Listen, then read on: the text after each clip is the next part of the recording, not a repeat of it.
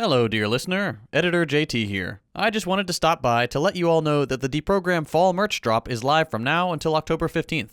We worked with some really talented artists from the community to come up with a bunch of cool designs, and we hope you'll like them as much as we do. We've got Ugopnik Snake eating its own ass, a little pocket Castro, Hakim's patented theory tote bag, and of course the glorious flag of the People's Republic of Chattanooga, plus a bunch more. We'd like to take a second to thank you all for your support over the last couple of years. We truly could not keep this show afloat without the support of our wonderful patrons, the people who buy the merch, and all the kind and thoughtful messages you send us. So from the bottom of our filthy commie hearts, thank you.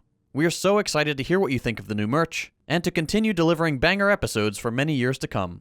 As a little something for our lovely supporters, every patron gets 10% off their merch order. Just go to patreon.com/thedeprogram and check the merch announcement post for the code.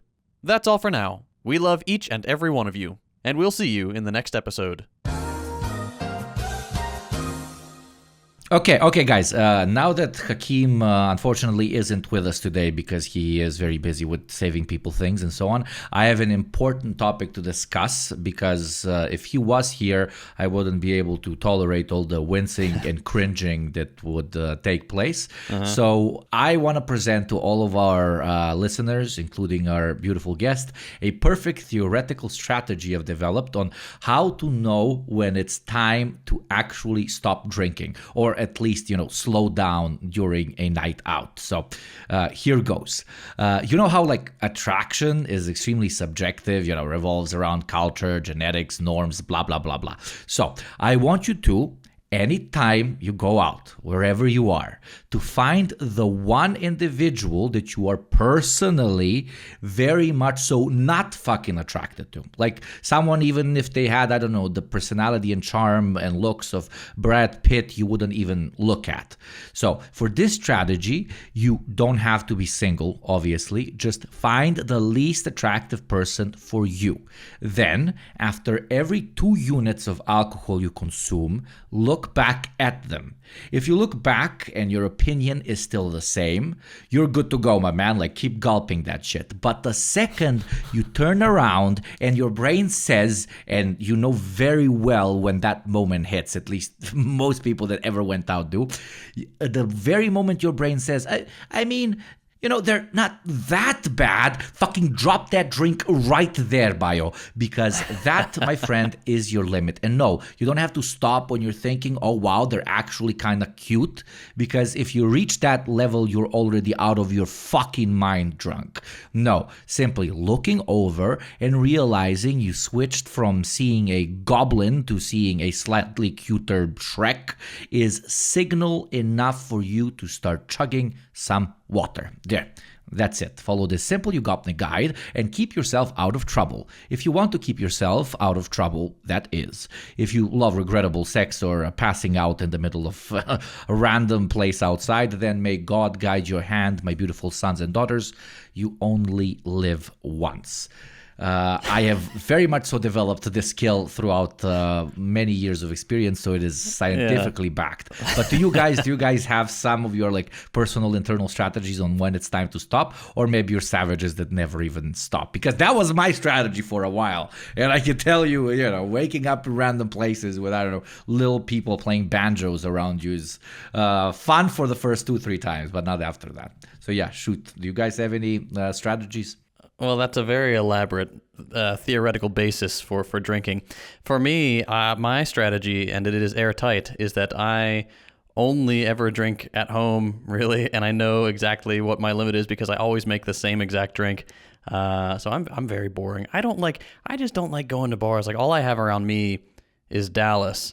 And bars in Dallas are awful. Yeah, because you don't have good bars. Don't you have to drive for 7 hours to get to them and then drive back? 40 minutes, 45 minutes. Which when you're drunk is 7 hours, basically. And drunk driving is bad, kids. Don't do it. Yeah, please don't do that. But yeah, I'm a loser. Like, I'm a boomer. I'm over the hill. Like, I don't want to shoulder my way through crowds of people to get to the bar, and then the bartender just like glowers at you because he hates his life and he doesn't like the drink that you ordered. And oh yeah, it's just, that sounds like a nightmare to me. Yeah, but alternatively, once you like create a presence at a particular place, you know, you walk in and you feel like what's the name of the guy, like Moses, and you know the sea of people opens up in front of you. The bartender has like 5 people waiting, but you just, you know, wave a little and they know your fucking thing, and they immediately order it and it gets flown to you through the bar, and you know the guy already has your tab open. You know, it's a different experience. That sounds nice. Yeah, I've never known that experience. Because it's not the bars that, I guess, additionally, I mean, to an extent are community based, but also very much so, you know, at this point, just, you know, ragtag fucking businesses that want to take your money and don't want to actually build up like what you guys call customer base, what we call regulars. I mean, no, you call it regulars as well, but I doubt at this point there's many places having regulars because they fire and rehire their bartenders and waiters every fucking week because they don't want to pay them a livable wage and so on. But what interests me more is what the beautiful bearded man in today's episode has as his strategy, because Argentina sounds like a pretty wild party place. Correct me if I'm wrong. I don't really know what to say about this introduction to the podcast. I think there was like a 5-minute long rant by someone from like one of the most alcoholic countries in the world about alcohol, so I probably should have expected that. But the bar culture that you talk about right there is very foreign to me, because I only started drinking a bit later in my life, and you know, there's not really the sort of bar like that I can think of here. I guess there are, but it's like a really shitty sort of bar, you know, with pool tables and crappy beer that's probably not even on tap, that sort of thing. So I don't really go to that sort of place. The bars that I go to, it's like, you know, it's more like a restaurant than really a bar that you sit at and you know the bartender. You sit on a table and you sort of like, you know, do your own thing with your group, and there's waiters and stuff. So does that count as a bar elsewhere? Because American bars, I mean, at least European bars, I don't know anything about. Now they call those where you have food, they call them resto bars, right? So that's every single bar in Argentina is a resto bar. There, every single one has food. I guess the ones that don't, it's like clubs, like bars. I like here. Clubs. I guess they're the clubs.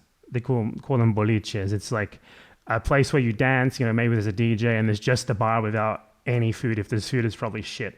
That's the type of places I like the most. But there's still like sitting areas, especially if you pay a bit extra, which I do thanks to our beautiful patrons.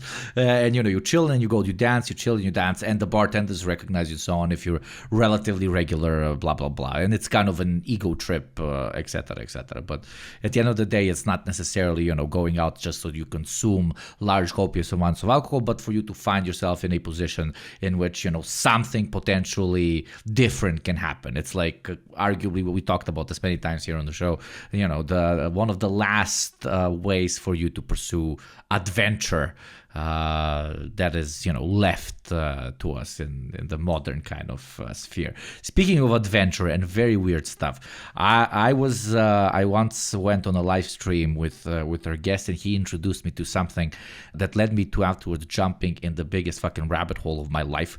And if you do not know anything about this, I would love for our guest to kind of relatively introduce our listeners to, because it is absolutely incredible. And Empanada, sorry if I'm putting you on the spot right here, but introduce people to a deity that most of them don't know anything about, thankfully, and that is Yakub. Empanada, tell our listeners a bit about Yakub as the leading online expert on this incredible deity. I have like friends who, like, I told that I was doing a podcast today, and they were like, oh yeah, show it to me later, I'll check it out. And this already guarantees they're not going to be able to understand what the fuck is going on. But I'll do it anyway. How about I recount it seriously so that they can at least understand? Please do. So Yakub is this sort of, it's not a deity, it's like this alternate history created by the Nation of Islam, which is a very sort of not very Islamic, but nonetheless claiming to be Islamic religious sect formed in the US, I believe in like the 1920s, 1930s, by a guy whose name I forget, and I'm not going to go look it up because this is a podcast and I can just say whatever the fuck I want. And he would, like, you know, go door to door recruiting people for his religion, which he was apparently like a prophet of. He was supposed to be like a prophet following Muhammad. And this, he got like a lot of black people into his new religion. Then he sort of disappeared. No one knows who he was. No one knows where he went.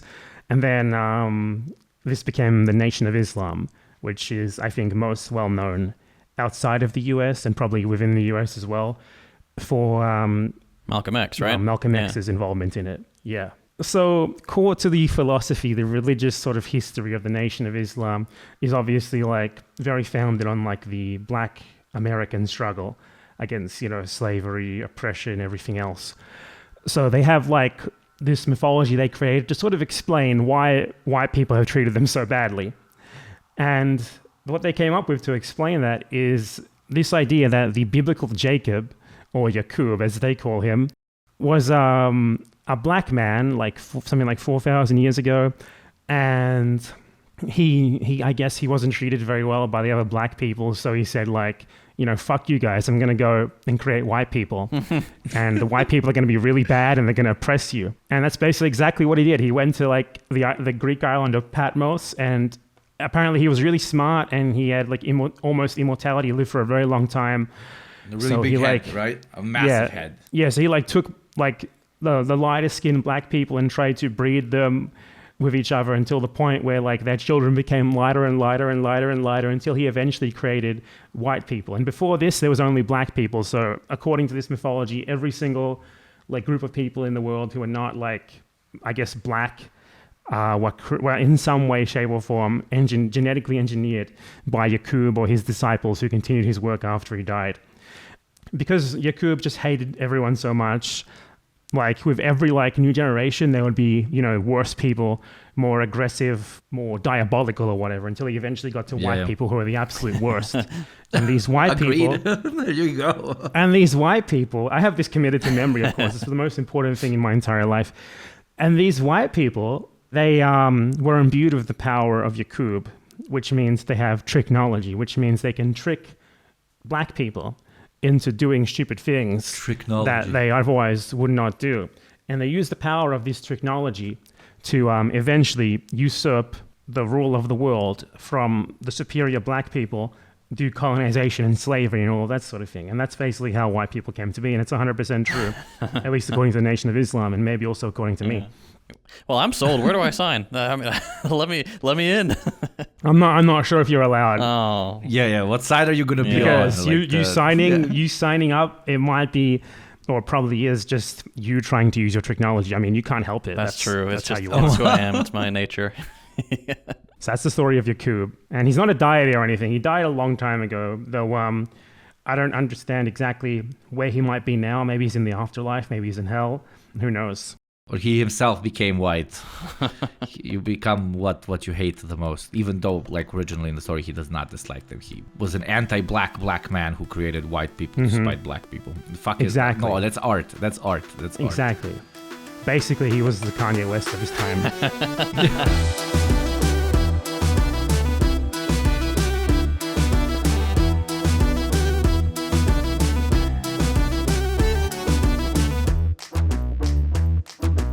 Hello everyone and welcome to yet another episode of the Deprogram, the final one before none other than episode 100. But that shouldn't make this one any less special.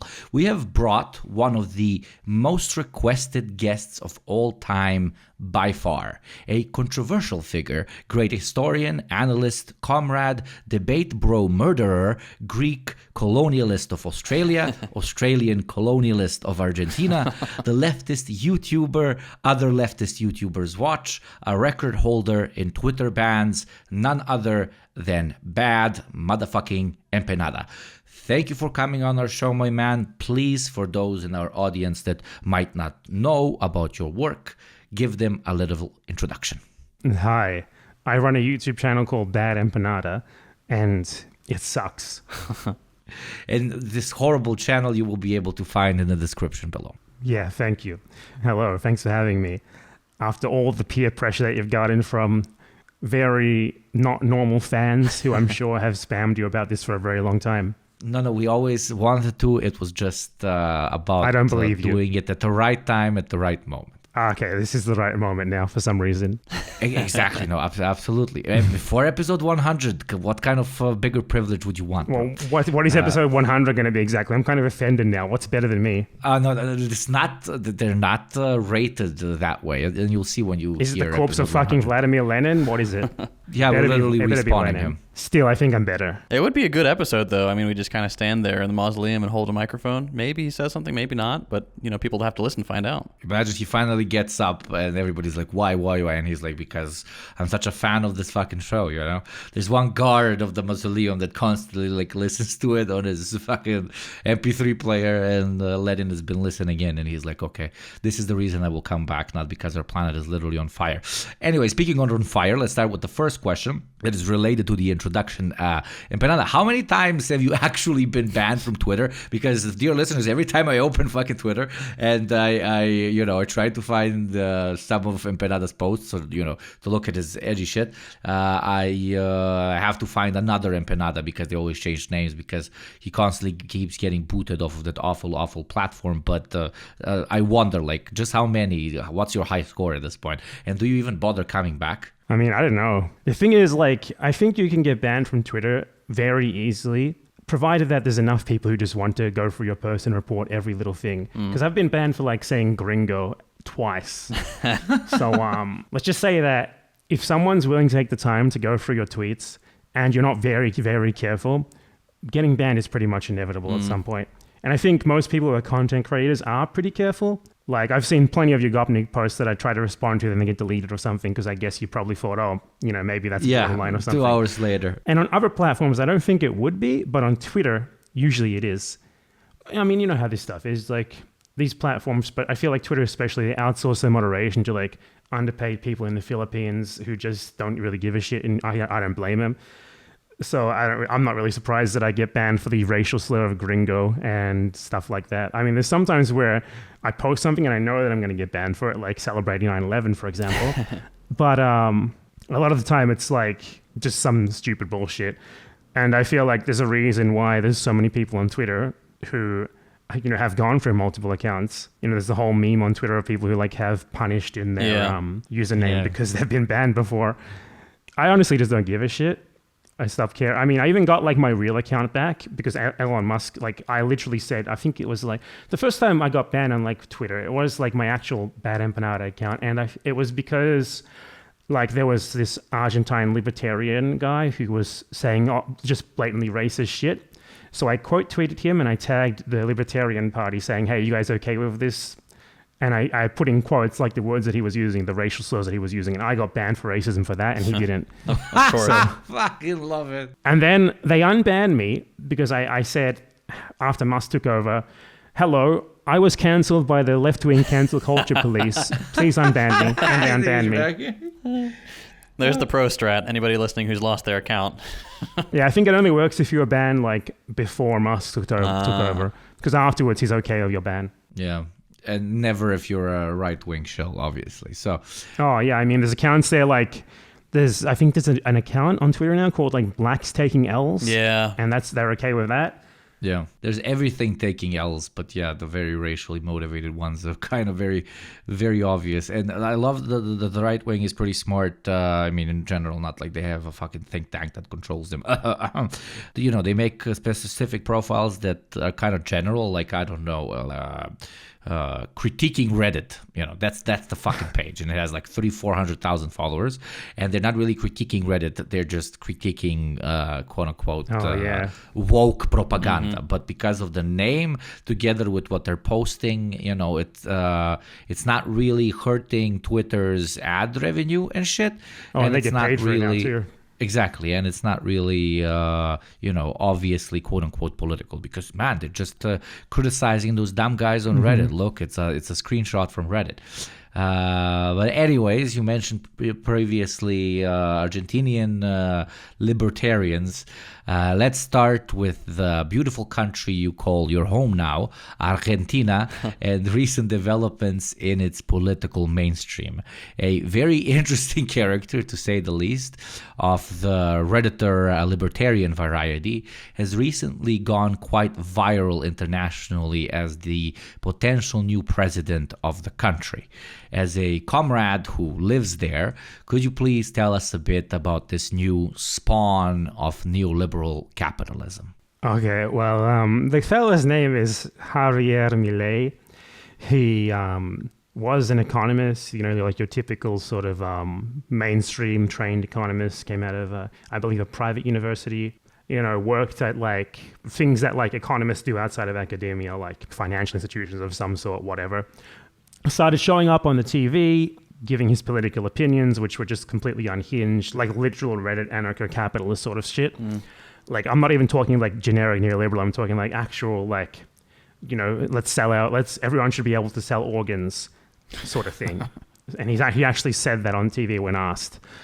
I would call him like sort of even more capitalist, more socially awkward, far less charismatic Donald Trump, just to give the Americans a reference, because we know they need some sort of comparison to America to be able to understand stuff. How tall is he in cheeseburgers? How tall is a cheeseburger? You should know that. You're an American. God, yeah. Are you looking it up? Yeah. No, I'm not gonna look it up. I'm measuring with my hand. Are you American or are you Canadian? I don't even know. I'm American. God damn it. Actually, I'm from Texas. I'm a Texan, not an American. Hold on. How tall is a cheeseburger? I'm googling it. Let's find out. So an official burger height is 2 inches. All right. And Javier Milei is 178 centimeters. So in feet. Oh, that's complicated now. No, Google's helped me out here.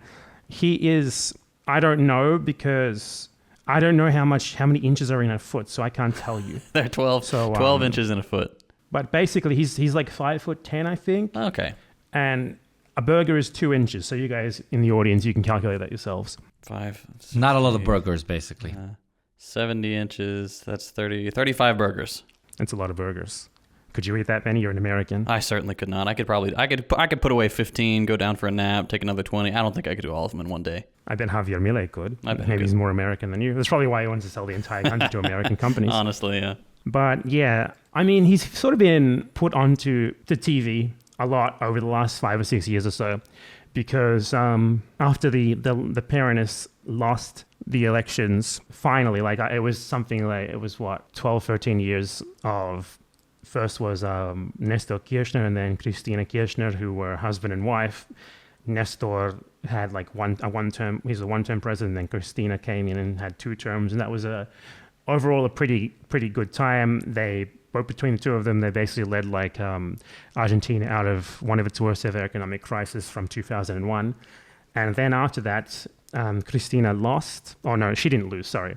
Scioli lost, she couldn't run again. So Scioli was sort of like her surrogate who ran because she couldn't run again, same sort of ideology, blah, blah, blah. But he lost to Mauricio Macri, a generic sort of silver spoon businessman. The things that he owned were all from his dad. And his dad got rich off contracts that he got from the dictatorship. So, so that's the sort of people who they are. But Macri was like a sort of generic sort of neoliberal, like sort of Joe Biden, Obama type guy, except nowhere near as good of a public speaker as Obama. But, he was fairly unexciting. He was just where he was because basically he was like, it was like a personal thing for him, right? Like he wasn't happy just being a rich businessman. He also had to become like a beloved politician too. And to call him beloved is a bit of an exaggeration. He never was, but he did win the presidency. So he had 4 years in power, which ended in 2019. This saw like the beginning of an economic, rather mild economic crisis compared to what there is now, but an economic crisis nonetheless, with currency devaluation, lots of inflation, etc. And he ended up taking out a $50 billion IMF loan, which I believe has since been added on to quite a lot as well. The biggest loan in the history of the IMF, which didn't help things, which is still being paid off, which gave the IMF a lot of decision-making power over what the government can do, not just his government, but the current government, which came afterwards. So Macri lost in 2019. The Peronists took over.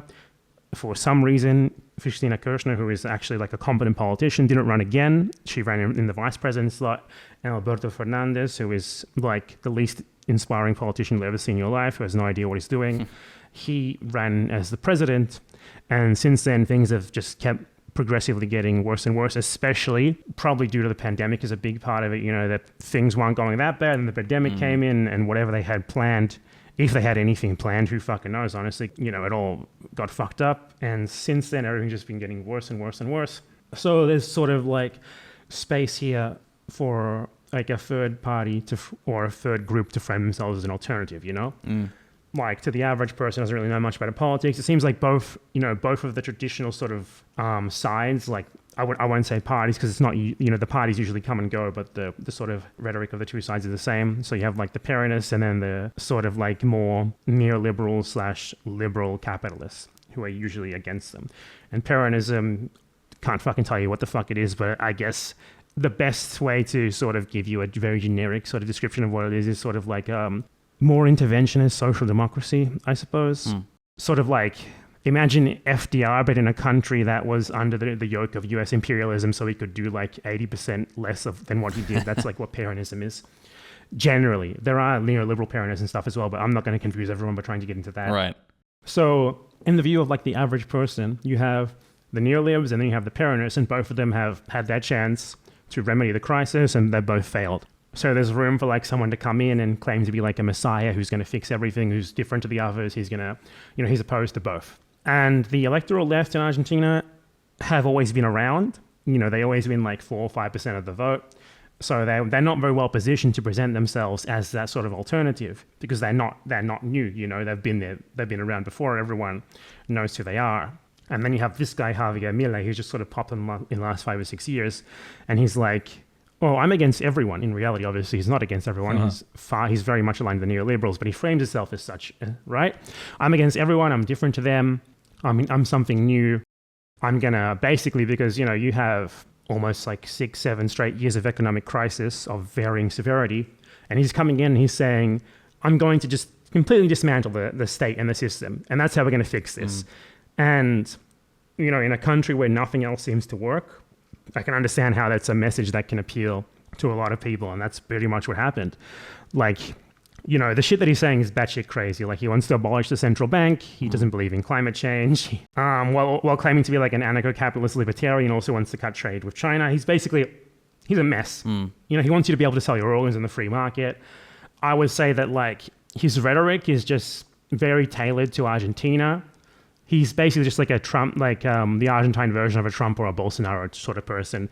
A sort of generic, sort of traditional right-winger who is, for all of the sort of traditional right-wing free market capitalist sort of things, just with rhetoric that is adapted for the Argentine situation, which is these guys all suck. Let's completely do the different things to what they've done. In reality, he's probably not going to do that. He's just a bag of hot air. He's going to end up being a generic like right neoliberal. And is he fairly compelling to the average person, would you say?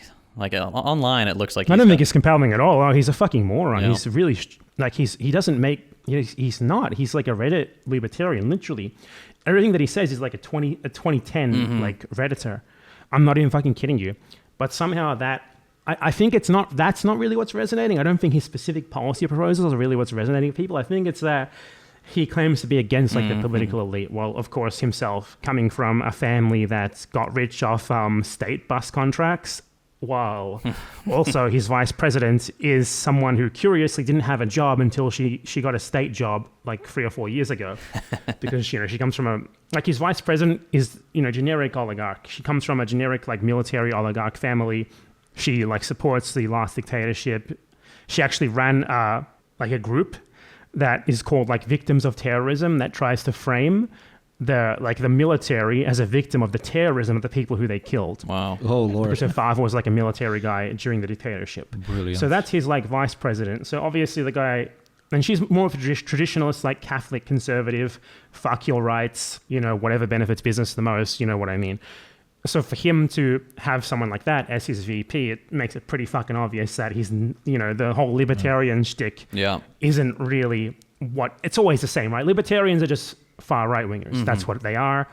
When it comes down to it, they really just want the state to oppress the people who they don't like just as much as like any other right-winger does, because libertarianism is just sort of a rhetorical tool for them, in my opinion. But the fact that he has that as his VP really shows what he really is. I'd say he's a lot further to the right than the generic neoliberals here, but in practice, he's probably just going to ally with them, and he's going to govern as one of them. Mm-hmm. Yeah, I guess he realized to a similar extent as Trump that the majority of the voting body, especially non-voters, which are a factor in Argentina and the US alike, don't really look at things through the black and white lens. Just, the establishment and everybody who says they're against the establishment, which at the end of the day is the only thing that is anti-establishment while being establishment. Just obviously, as you put very well, only anti-establishment in rhetoric. But I guess that clicks really well for especially, that part of the non-voting body and to an extent the voting body.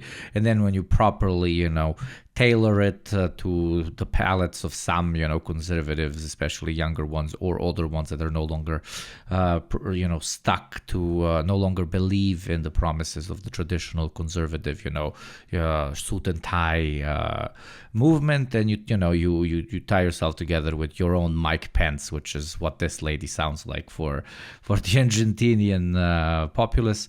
And you potentially have a winning combo, but I don't know. To me, he sounds that some of the proposals are so batshit outlandish. I don't know how many people actually figure out what his actual proposals are and how they react to them versus just completely generalizing him as this guy's finally going to come and do something different. We've seen everybody else try and could follow the line of the status quo, and we've been eating shit, be it the left or the right. Now let's get this guy to clean the swamp. Literally a copy paste of the Trumpian approach.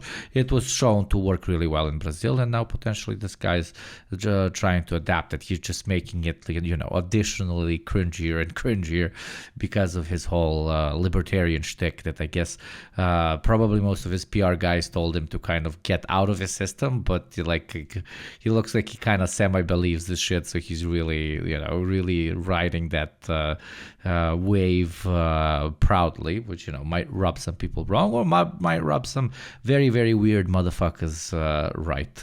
But when the material conditions on the ground are as such, sometimes even a reactionary that is pretending not to be a reactionary is, in the eyes of the people, a better option than, just everything staying the same. But as I said, material conditions, blah, blah, blah, fancy terms. And you explained to us, the recent political climate in Argentina very well and how it came to this. But could you please tell us something, in short lines about, you mentioned the dictatorship, for example, the Argentinian political climate in the last 30, 40, 50 years, after World War II, you don't have to go into details, but after World War II, how, what was this country like during the Cold War? And then, after the 90s, what kind of political movements did we see dominate the landscape of Argentinian democracy? I mean, democracy is a very generous way of saying it. I was being ironic, my brother. I just wanted to add into what you said there before I continue with the Argentine history lesson, that Milei is very much a creation of the media. The reason why he's where he is because he was given the media space to do so, because, they're not... It's like in every country, Argentina's media is largely owned by impossibly rich capitalists. And he was extremely good for them because he would go on the TV and talk about how bad Peronism is, and they hate Peronism too. So, match made in heaven, isn't it? So he was given the media space, while perhaps a more left-wing electoral alternative to the Peronists was never given the same sort of space. So I think that's sort of a huge part of why he has been able to get to where he is today. Yeah, so a very generic Argentine history past, very, very short, past the end of World War II. So during World War II, there was a coup by the military, and there was this guy named Juan Domingo Perón who was a part of this military coup. He eventually got himself into the position of the Minister of Social Welfare, from which he was able to, basically give people social welfare and make them like him. And thanks to that, he was then able to win a legitimate election after that, and he became the president. This was the first time ever that a president in Argentina sort of had a legitimate base in a vote from the working class. Hilariously, women couldn't vote before he became president. So, yeah, this is the 1940s. And then, he won his second term. he basically was responsible for really sort of industrializing the country and creating sort of a real sort of industrial proletariat for the first time. And then because of that, he was overthrown in a military coup in 1956. The second, one of two military coups. In the first one, the Navy bombed the Place de Marcha, which is like Times Square, basically, you know, the very center of the city, in the rush hour, and killed like 700 people. And then in the second one, they actually succeeded. Peronism was basically banned, literally banned by a military dictatorship that then created sort of like this quasi-democracy that wasn't really democracy because it was underwritten by this ban on Peronism and by the military threatening anyone who went too far or whatever. But these governments sort of maintained some of Perón's policies, but not that, you know, not as much as he had himself. And eventually in the early 1970s, you know, because there was another military dictatorship at this time, and there was like left-wing guerrilla movements, Peronist guerrilla movements as well that were fighting against it. And it was sort of, you know, Peronism somehow remained the most popular political ideology in the country.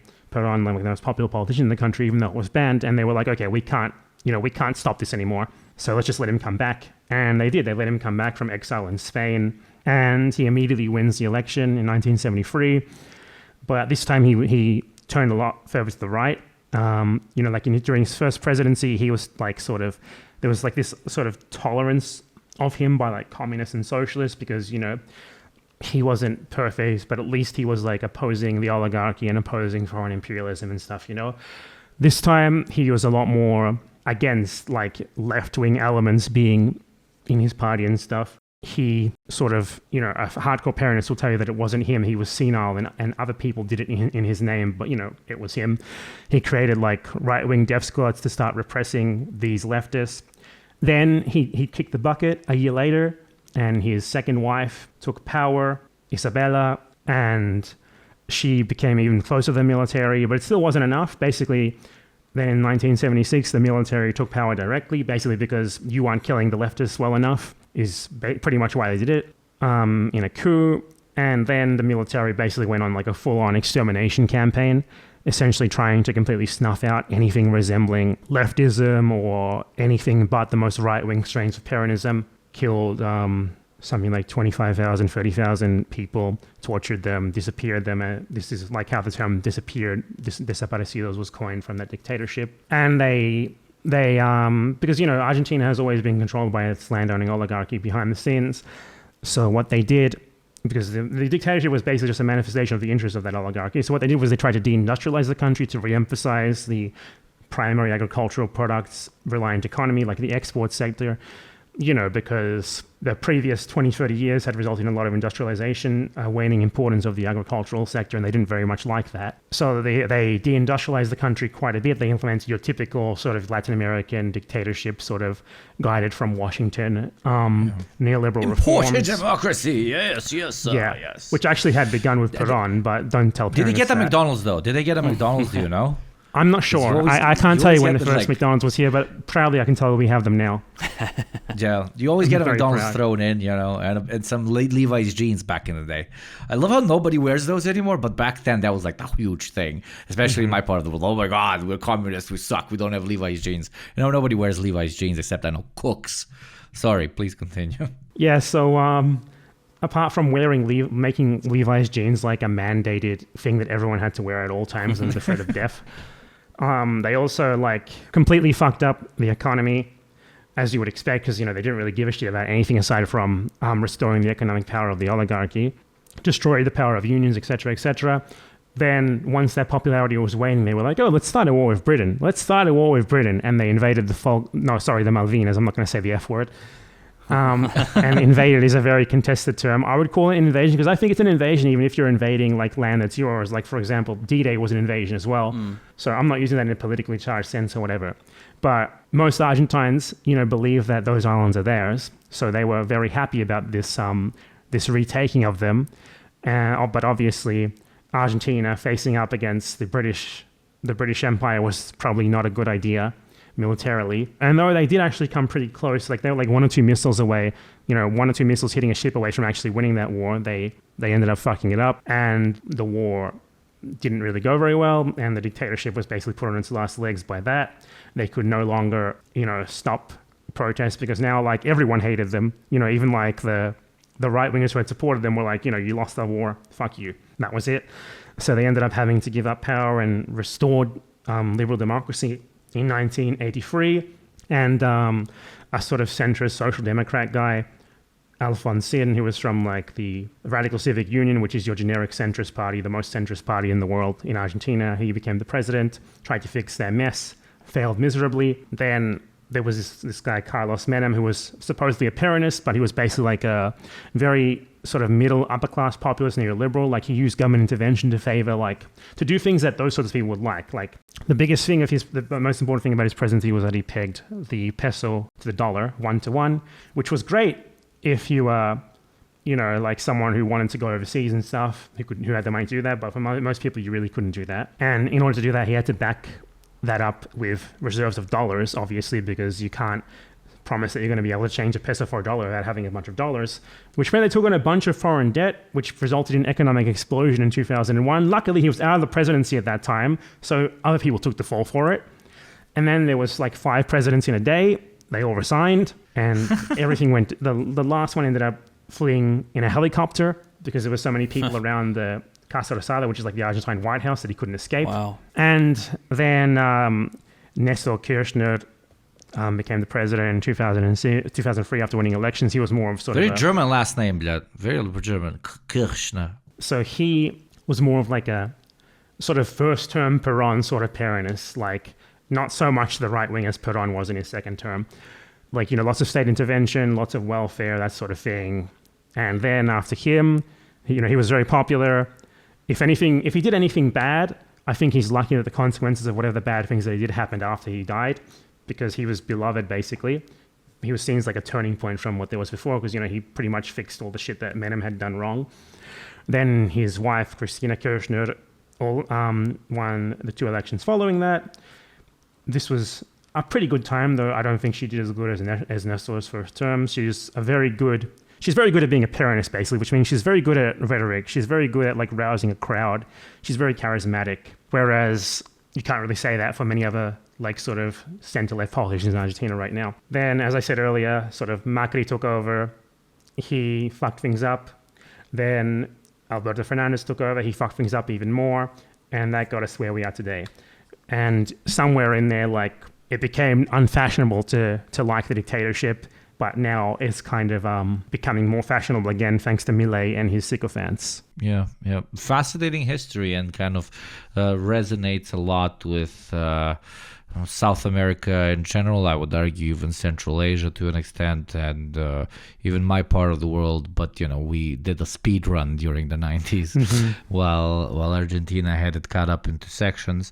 And, the resiliency even of the center-left and, left-wing individuals in general before and after the dictatorship kind of leading to, this at this point, what one could call, a typical neoliberal economy-wise, obviously, no country is typical, neoliberal, capitalist, quote-unquote, the democratic state, Yeah, in a way, it's not, when you think about what happened during the dictatorship, it's not really surprising that the left in Argentina is relatively weak, though it's not as weak as in some other countries, because they basically killed an entire generation of like activists or potential activists who might have gone on to do something more. So exactly, and only their rhetoric was what you could hear at that time and afterwards. I mean, it's very difficult to create an ideological class conscious movement, or any movement for that sake, when for at least 2-3 decades before that, the only thing that you could speak of ever was hardcore anti that thing you're proposing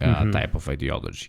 That's kind of something that plagues almost any part of the world. I mean, our resident Yank can confirm fucking America. I mean, America's fucked up the ass exactly because of, almost 100 years of Red Scare rhetoric.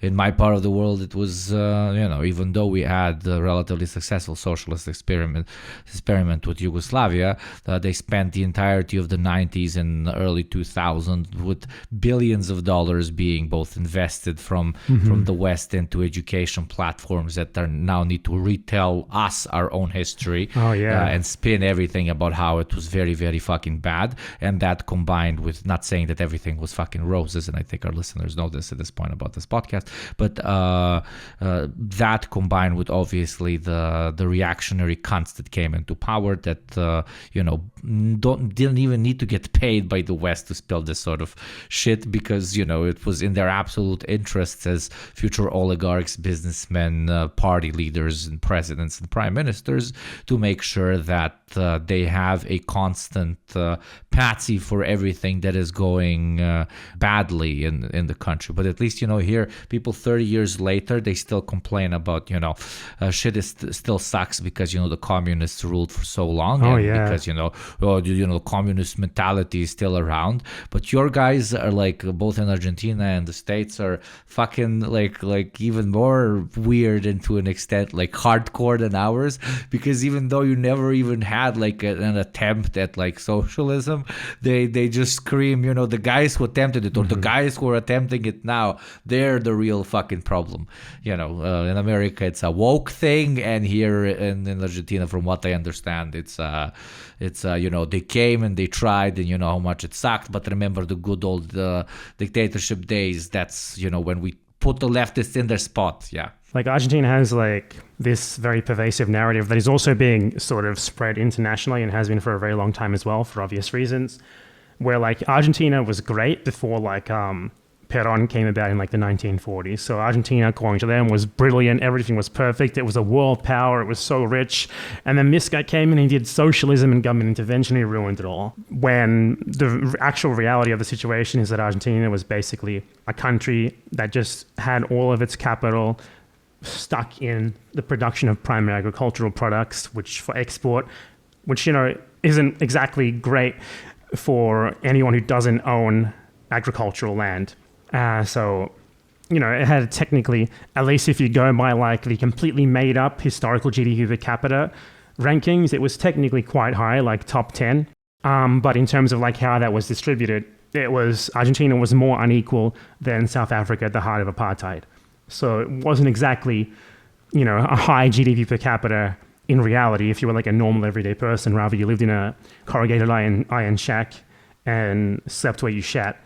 I mean, it's easy to do. It's much easier to do a back in the day good for pretty much anything except an era that defined itself as socialist, because it's that just is so easy. Always identified as fucked up. Everything else, it's so easy. You can, back in the day, the trains ran on time back in Nazi Germany. I mean, back in our the evidence that they use for this, the evidence that they use for this sort of thing is like the most base, idiotic stuff imaginable. But the thing is, it takes way more effort to refute than it does to just throw out like they say GDP per capita big, and like big, here's some pictures or some videos of some nice buildings from back then. And that's it. Compare it to pictures in Bulgaria. Like compare it. And the thing is, all those buildings are still there. Those buildings are mostly still there today, and they look exactly the same. But they move the camera like a kilometer to the north where there's a shantytown. They're like, look, there's a shantytown here now.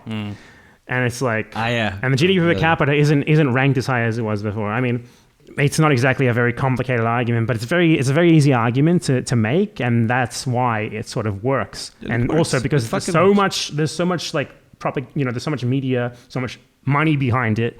That's why this sort of argument is spread internationally about Argentina as well. Argentina was great. Then these evil people came in and like did things like give peasants basic rights and like foment industrial production. Make it so you had to work 8 hours instead of 12, and it's like, but wow, what about number? Horrible. What about line? One of the most interesting things I like to bring up to sort of illustrate how bad things really were before Perón is that farm workers had no rights. Like the labor law did not apply to them. And then he passed a law that literally all that it did was apply labor law to peasants. Because before they had no minimum wage, they had no anything. And of course, that's a big part of the reason why he's so hated is he did the most basic shit imaginable. I mean, I think if there's a big reason why it didn't go quite as well, I mean, it did go well. It went way better than anything before him. But it didn't go quite as well in Argentina because, when you're FDR, you don't have to worry about the US fucking things over for you. When you're Juan Domingo Perón, you do. So things didn't quite go as well as the New Deal did in the US, even though his actual policies were very similar. Absolutely. Why? What made you choose Argentina of all places for your beautiful life? I was mean, yeah, kind the of a weather, the coincidence. food, the girls are obvious, but why Argentina even out of all of South America? Yeah, The girls? Wow, that's a bit racist of you. sexist. No, that is absolutely is. I don't Wow. really care. And Yeah. I don't think there's like a stereotype of Argentine women. Is that a thing? I've never heard of anything like that. Oh, before. massive Oh, dude, in the Balkans, huge stereotypes about South American women in general. Okay, South America. Kind of fucked up. I don't know if it's fucked up. I don't know if it's a compliment. They're if probably it's thinking a about like sensation. Shakira. No, actually, no. Shakira, we're too racist for Shakira. Shakira reminds Balkan people too She's much too of like Arab. Roma people. It's like, no. Arab. She's Arab. Slavs like Arabs. She is? Okay. Well, she. Maybe I like her then. She very much so like culturally appropriates like Roma aesthetics, with the chains that shake on her hips and stuff like. Oh, she's. I know. I think looking it's a lot more to do with her being like. I think her like dad or something is Arab, something like that. Probably more related to that. All I know is I don't care about their ethnicity. She's a capitalist dog that fucking laundered money. So yeah. But anyways, forgive my what would the kids nowadays call it? Fetishization of Latin American aesthetics. Why did you choose Argentina? I mean, it was basically just that I wanted to go on like a 6-month-long student exchange in Latin America or Spain just to learn the language or whatever. And all the other universities didn't respond to my email. And the one from Argentina responded. So I'm like, okay, fuck it, I'm going there. That was it.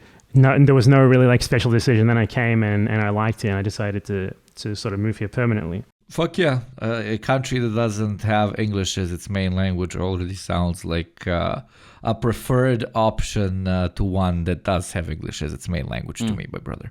But okay, moving on from all of this wonderful Argentina conversation, thank you so much for teaching us both the basics and the complexities of this country. It's going to be extremely interesting to see what direction Argentina goes in and, Spanish-speaking Latin America in Interesting, general. as long as you're not here. Yeah, exactly. No, I love you. I love throwing this back at you guys because everybody, when they talk about the Balkans, is very interesting developments. The exactly. cops I mean, of I one had- country shot like 3 cops of the other country. Very interesting developments. I made a video about Milei, and there were comments like from Americans saying, "As bad as this guy is, I'm so interested to see how libertarianism works in practice." Oh my god! Like the world for them is just like a fucking drama TV show or something for them to enjoy. No skin in the Like, game. there's no lives involved at all. Yeah. These these libertarians and Marxist, Leninist, Maoist, feudalists fighting it out. Fucking, I love it. But okay, speaking of like Marxist, Leninist, feudalist, liberal cuckoldry, you're pretty famous in our line of work as one of the most aggressive, quote unquote, debunkers around, especially of let's call them American characters you strongly dislike. We had a conversation about this before, but I'd like to rehash it again. Don't you think that by actually replying or addressing these reactionary backwards elements of the so-called online left, we're just kind of giving them a bigger spotlight and content to kind of churn and work through? Or maybe addressing them actually helps lower their influence, ? Like, what's your take? I at least don't think there's a 100% correct answer to this question, even though I very strongly, and I think I can speak for you, JT, lean towards the, ignore them till they fucking die type of perspective. But you as a professional, gunman, let's call him, YouTube for a hire killer, what's your perspective? Okay, hold on. I just got to go to the bathroom and then I'll come back and respond. Welcome back. Was that a nice pissy or shitty? By the way, JT, you're keeping this in the episode. Was it a pee or a shit? Here in Argentina, we actually do both at once. We're like birds. I love it. It's very eco-friendly and very effective. You can see the dictatorial mentality of hard work, being left over in the Argentinian people's. That's one of the main policies of the libertarian right, is they're sick of the cloacas and they want to restore the penises and the vaginas. Bunch of sickos. I can't even imagine. Fucking disgusting, right? Real freak behavior. Okay, so now answer. Do you want me to repeat the previous question?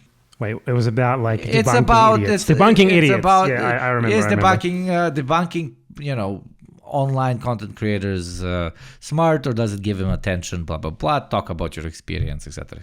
Well, do you just for do one, it for the lols? Do you not think about it? Just whatever. For one, I don't think they matter. Mm-hmm. I don't think they matter in the first place. So responding to them probably doesn't help them really, because I mean, at least in a way, it helps them because it gives them exposure like professionally on their channels, right?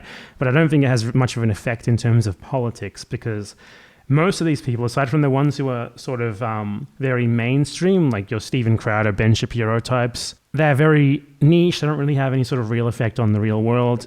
They're just there sort of doing politically themed entertainment. So I think responding to them, at worst, you're just doing the same thing that they're doing, which is making politically themed entertainment just for people who hate them. So I don't think politically it really causes any sort of negative effect, though it might, in a way, drive maybe a little bit of traffic to that channel. But I think also if you do it well enough, it's very detrimental for them, really, because if you do it well, it can be sort of eye-opening for viewers who've sort of been watching them with blinders on. At the end of the day, all you'd be really doing is, for me at least, in my opinion, is taking their viewers for yourself. You're not really changing the world or anything. You're just sort of getting their attention and putting it on your videos instead. Shuffling, and long term, it hurts. It helps more than it hurts. Though there obviously is a big factor of punching up. If you're like a much larger channel, and then it wouldn't be called punching down because you're punching at reactionaries most of the time, and there's no such thing as punching down at reactionaries, but you get my point. You end up kind of sending more people potentially their way than you could ever grab from their audience. So there's kind of a power balance there, etc., etc. But at the end of the day, yeah, if they're just like online entertainers pretending to be activists, at the end of the day, the biggest thing that you can lose is what? Lose the potential quote unquote debate, and some of your people go to theirs. So then, okay, they'll be entertained in their channels versus yours. It's not like you're annihilating Marxism by doing so. The only kind of, I don't know, not counter argument I would make, because it depends on what one defines as fun, but kind of might at some point feel like waste of your time. Though if you consider it fun to take your pee out and piss all over them in a bad way, obviously not in an enjoyable way, then then it might be worth it for you because it's actually enjoyable. But like all of this, of course, is borderline irrelevant compared to the conservative or liberal media industrial complex funded by hundreds of millions of dollars and churning out content at the speed of light. I mean, you've made some great videos addressing the likes of Johnny Harris and David Pacman. So what do you think? Do these people actually have political identities before they find out how lucrative this whole business can be? Or do they do it kind of in reverse, find their niche and sit in it? Well, I don't really know much about David Pacman. I think he's actually pretty small in the grand scheme of things. But Johnny Harris is pretty huge. Mm-hmm. Johnny Harris I can comment on. Johnny Harris to me seems very sincere, which might make it worse, I don't know. But he also seems to be like, the sort of like bleeding heart liberal, the one who's like, the US committed a genocide of natives, for example. However, they had the best intentions at heart. Right, yeah. They just sort of did it by accident. Like, he acknowledges that the thing happened, but he can't bring himself to acknowledge that maybe it happened for some sort of reason that might reflect badly on, like, the US state in general. That might be a pattern, because then that would sort of destroy his entire worldview, where somehow the West, despite all the things that he rightfully acknowledges that it does on his channel, isn't like that. It just sort of does the same thing by accident 200 times in a row. I think he might be someone who's sort of grappling with this sort of thing, because he only started making those sort of videos in the last couple of years, and before that he was like a fucking Mormon or something, so maybe he'll be better in like 5 years, I don't know. But he's too big. He's like too big of a channel to not tackle. And his videos are so popular, they're so well made, they're so like snappy, they catch people's attention in such a big way that I think they're important to respond to and explain, even though he's not even particularly wrong about like 80% of the stuff he says most of the time. It's just like when he gets to the why, that's when he sort of starts faltering. Yeah, I've actually kind of, over the years, slowly tried to adjust my channel's aesthetic to be closer to his, so that it feels more natural for people to, who watch Johnny Harris, to come to mind and say, oh, this feels familiar. Maybe I'll listen to this guy. Maybe that, Yeah, definitely. I mean, he has, I don't know if it's actually he. I'm pretty sure he just pays people to do it for him, but like his aesthetic is like one of the best on YouTube. Pristine. That's why he's so popular. That's why, he gets people watching videos about shit easily like... easily digestible. Yeah, I mean, he gets people watching videos about like Puerto Rico and stuff that people normally wouldn't give a shit about, just because his like presentation is so good. Yeah. Yeah. It's very YouTube. It looks like a real documentary. Yeah, it looks like a real documentary, etc., etc. So absolutely, from that perspective, yeah. Though a lot of people, like watching edgy shit. Some people like, the very internety aesthetic and so on. But obviously, the normies you catch at the professional looking sphere, which, as JT said, he fucking is killing it there, because exactly he catches them where they least expect it. It looks great. It looks quote unquote objective. It looks like it has backing. It must be real. This looks like something that came out of CNN, and then boom shakalaka, you are eating from the same spoon as Stalin. He was. I'm pretty sure Johnny Harris was also a mainstream media guy before he became like a YouTuber. So there's that as well. Yeah, he was. I don't remember exactly what the.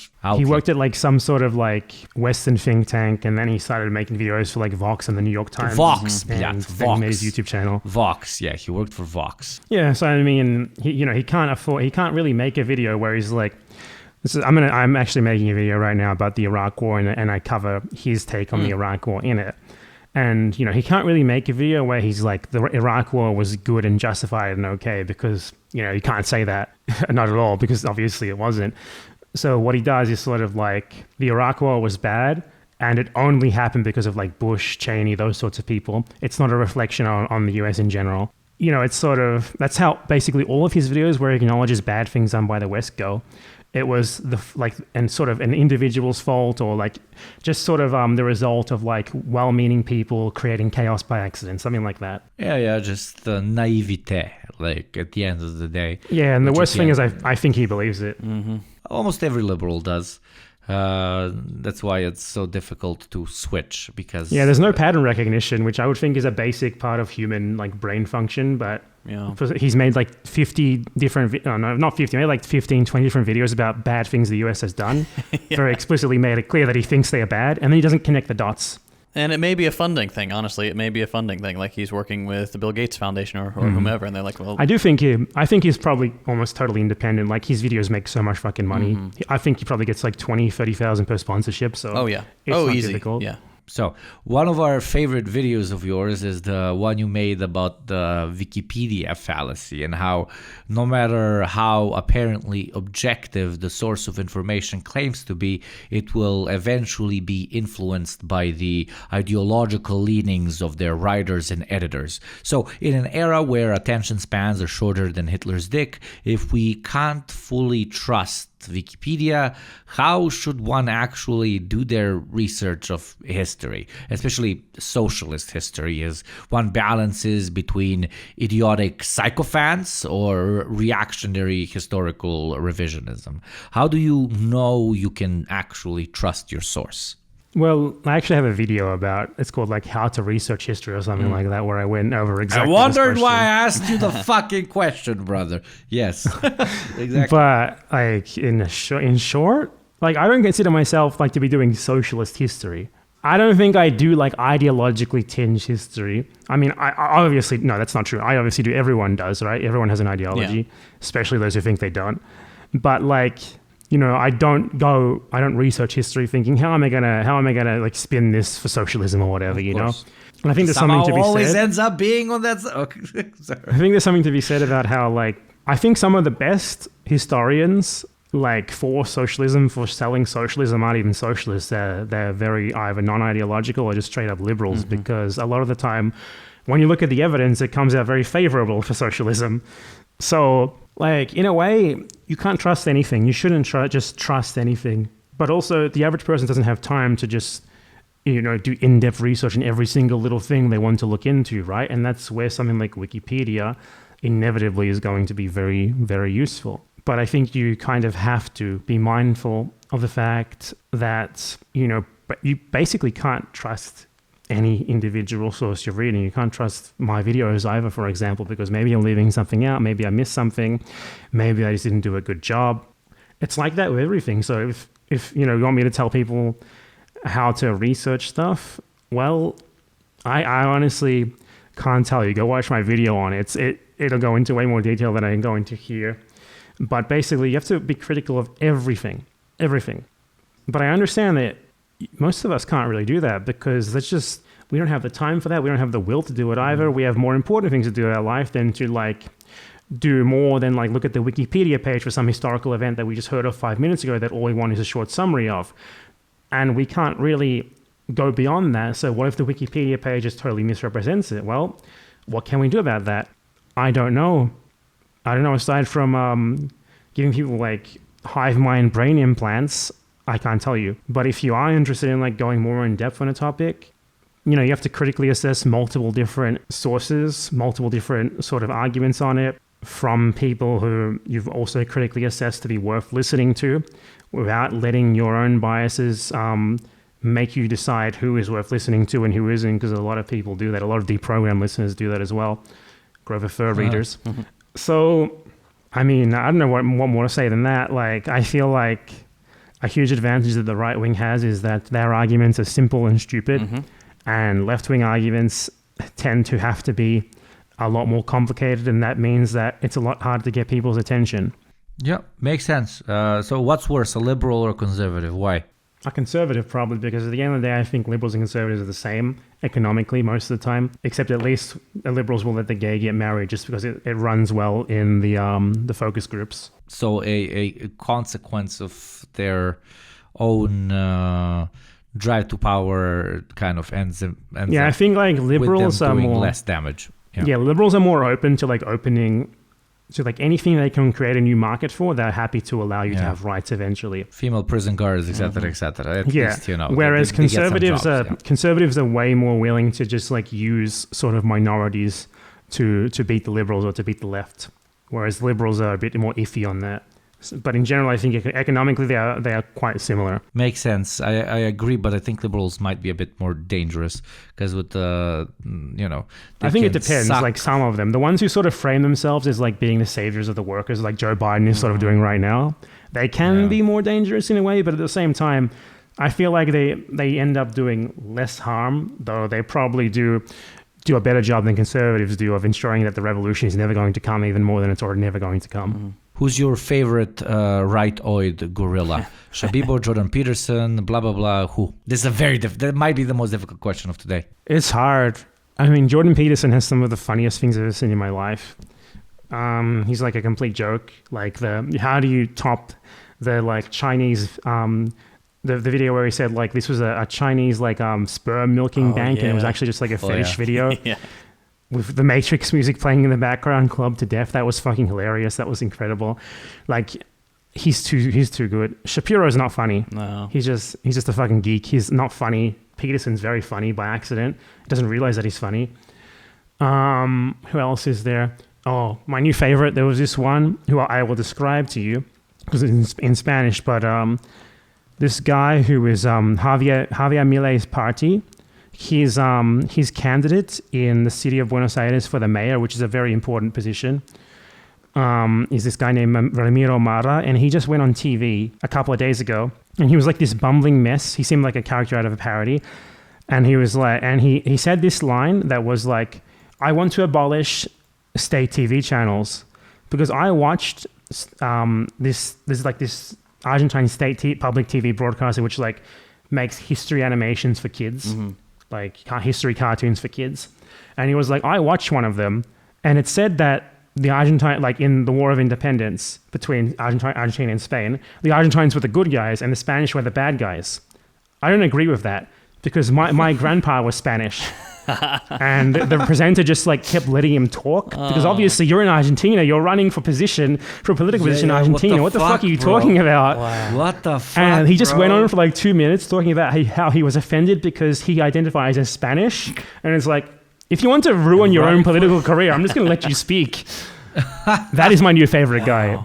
I don't know, Ramiro Mara is the guy's name. He just made himself famous in the worst way possible.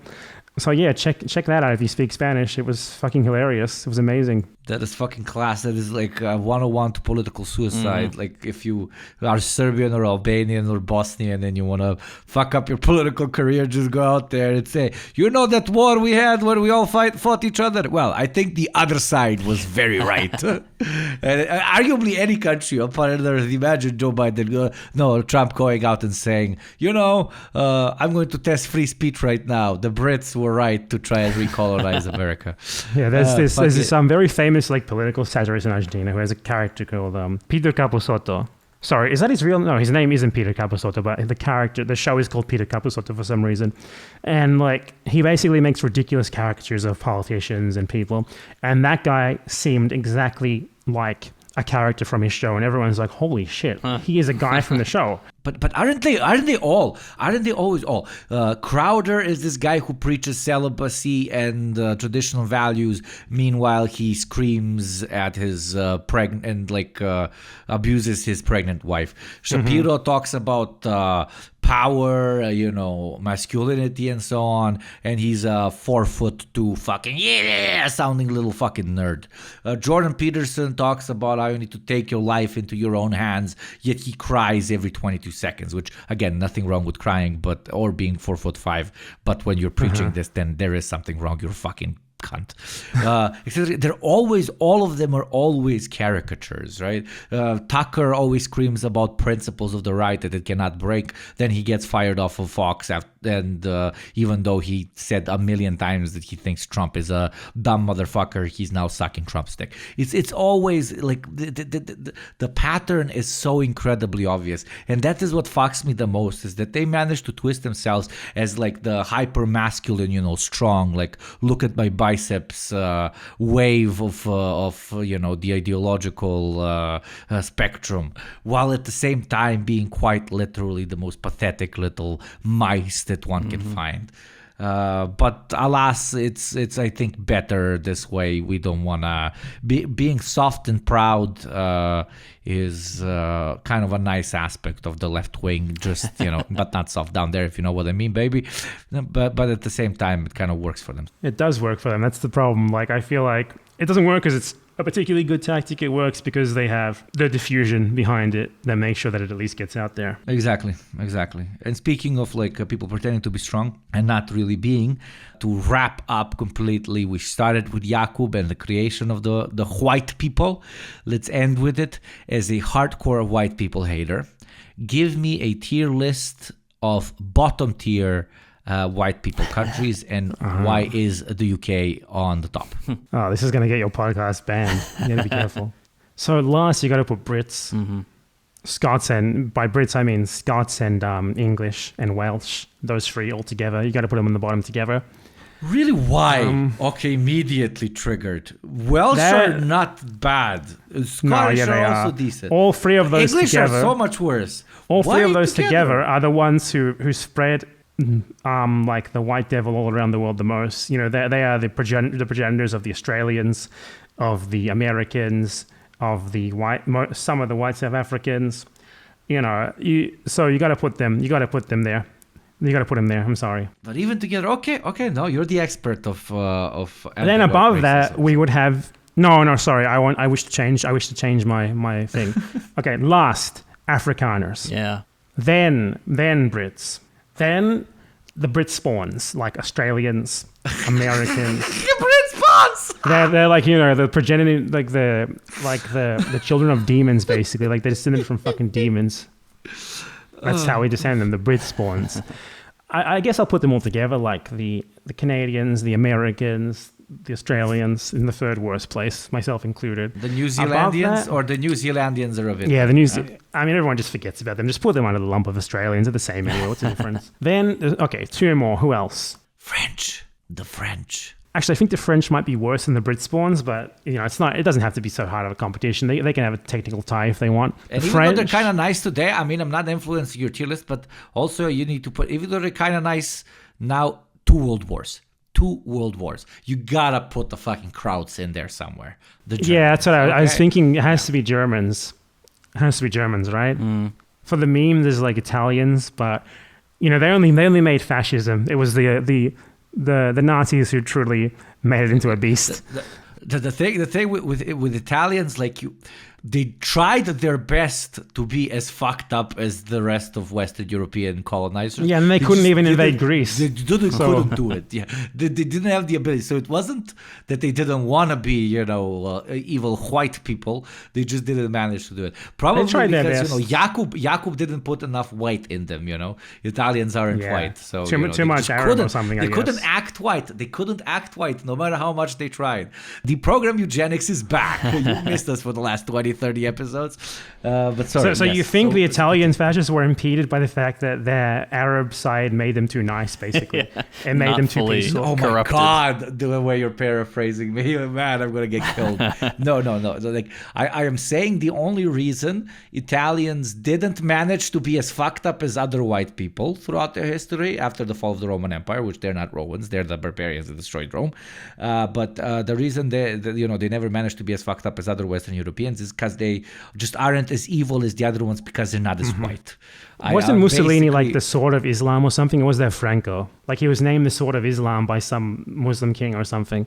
Maybe that's why. Maybe the slight Islamic influence rendered them impotent in being able to genocide too much. Because we all know Allah is great. I have a deep moral compass passed out to me by many generations. I can't do this. While the English is like, my mother is the same as my father's sister. Woohoo! I think we just managed to explain colonialism pretty much through racial terms in the shortest way possible. That no historian has ever managed this, and we've done it. Why didn't Italy have colonies aside from Ethiopia? Obviously, because they were too peaceful because of the Arab admixture. Simple. Yeah, there you go. Same with the Germanics. The Germans specifically. That's why they started World War I and World War II.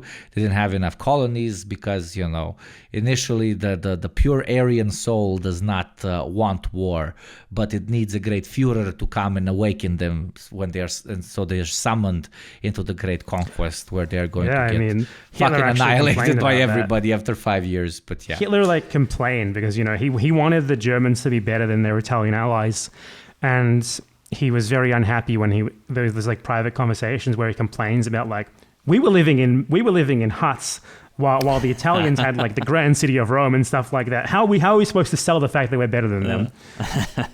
I'm kind of an expert on the whole Nazi ideology thing, and I was mind blown when a year ago I read citations from Adolf himself towards the end of the war. And this motherfucking private conversations unironically started doubting that the Nordics, which he defined as the majority race of the Germans, being the most linked to ancient Aryan civilization. Aryanhood is a civilization, not necessarily a race of people. So he, towards the end of the war, he was kind of like, maybe I fucked up. Maybe we're not that close to them because we're getting our asses whooped. And he was starting to... That's the only possible explanation. These Slav people are maybe a bit closer to true Aryanhood and so on, not to mention others.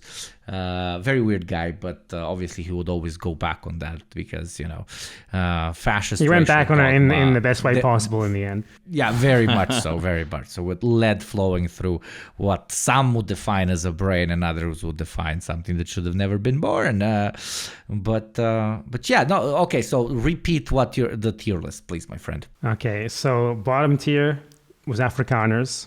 Then Fair. Above that, the Brits, all 3 of them, no one's excluded. Then above that, the Brit spawns, the Australians, the Americans, etc. Then the French. No, sorry. I was starting from the worst and getting to the least, slightly less bad.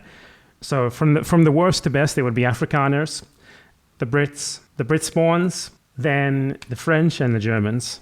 That's my tier list of the worst whites. I just ensure that no one who I know is going to understand a single thing about this. They're actually going to probably be concerned for me. We'll be canceled 3 times over for various things along the way, I'm sure. I'm going to have trouble explaining this.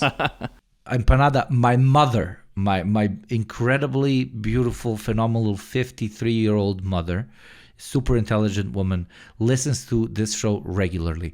My mom probably is extremely confused about who her son is because she listens to this. I can so you can be calm about your friends being attacked. Oh yeah, I mean that's the thing. That's part of why I stopped streaming recently, is because I want to be able to explain my work to normal people, because it gets difficult. I don't think that's possible. I don't think that's possible. No, my first channel is really easy to explain to them. It's simple. It's just video essay crap. Some of the rest of it, though, not so much. I say small political documentaries. Focusing a bit more on just political documentaries, as you said. That's how I say. Yeah. And JT, since we started First Thought, which, by the way, for those listening who don't know, is like a small news channel that we will soon be expanding. It's called First Thought. Ever since I started that, I tell people, I do like small video essays / documentaries and news. And so it doesn't sound as fucked up as I do podcasts. Like Empanada, at least you don't have to tell people I do podcasts, because the first thing people think when you say I do podcast is we're sitting around the couch and we're like talking to like I don't know 5 women, and we're making fun of them for having an OnlyFans account. That is basically what pops. I mean, what even is a when they think about podcast anyway? podcast. For me, a podcast is just like a YouTube video that you don't have to watch. Radio. It's digital radio. So Yeah, but it's pre-recorded. Well, I guess this radio shows are pre-recorded as well. I don't know. It's really nothing new. Yeah, nothing is new. That's the beauty of the market economy. It doesn't really spawn. In some ways, just... the market economy used to be better, because not just anyone could have a radio show. Now anyone can. I miss the good old days of elitist gatekeeping on everything, where you had to have like funding from billionaires to do anything. Yeah. I'm a good communist. The same guys who are like, who the fuck are you to start making political YouTube videos? And now I'm like, hey, I have 2,000 subscribers. They're like, oh my God, man, I want to suck your dick. Yeah, and what they mean by that is, hey, who are you? You're not allowed to do this. You're not funded by enough billionaires. Exactly. So with all that being said, I hope you learned something in this episode, both about Argentina, both about how to properly curate your anti-white discrimination. We will slowly wrap up. You can find links to all of Empanada's work in the description. We strongly suggest it. He has a wonderful channel with a very diverse amount of topics that he covers from a very class-conscious perspective, no matter how modest he pretends to be about it. With that being said, thank you very much to all of our patrons, without whom none of this would be possible. If you would like to support this show and get a bunch of benefits along the way, including completely exclusive episodes, early episodes, and access to the 3 of us once a month, check out Patreon and help us continue doing what we do completely independently. Additional to that, we recently embraced consumerism even more and spawned a bunch of merch for you, which you will find in the description below, discounted for patrons, of course. With that being said, Empanada, thank you very much for coming on. Plug whatever you want to plug right now at the end, and we'll include those links below. Okay, just go to my channel and subscribe, and then also subscribe to my Patreon and give me money. Thank you. There you go. The most honest guest of all time, I think, when it comes to the plug. Well, there y'all have it. This has been the Deprogram. I'm JT. I'm Yakub. I'm BadEmpanada, unfortunately. And we'll see you all in episode 100.